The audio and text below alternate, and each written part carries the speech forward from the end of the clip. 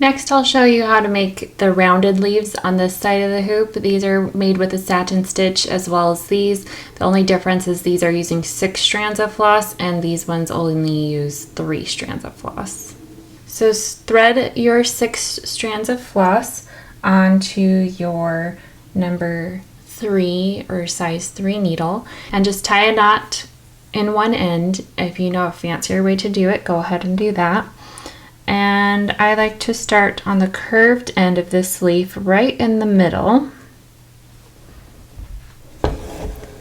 And then we're going to go ahead and split the leaf in half and go down all the way to the base of the leaf.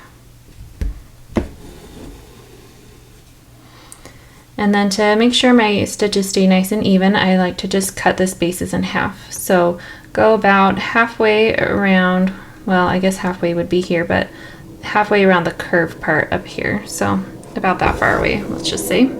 And then bring your needle back down in that same hole at the base of the leaf.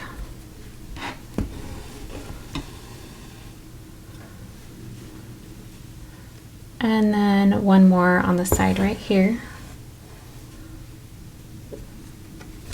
And doing it in sections like that just helps me keep all of my stitches more even. And then I'll go in and start filling in on this side with satin stitches. So bring your needle up on one side and then bring it back down at the base of the leaf on the other side.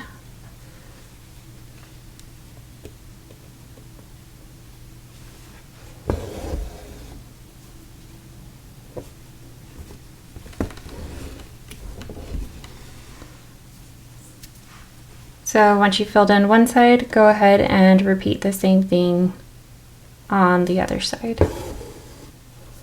And that's how you'll do the satin stitch for these leaves and the ones up here.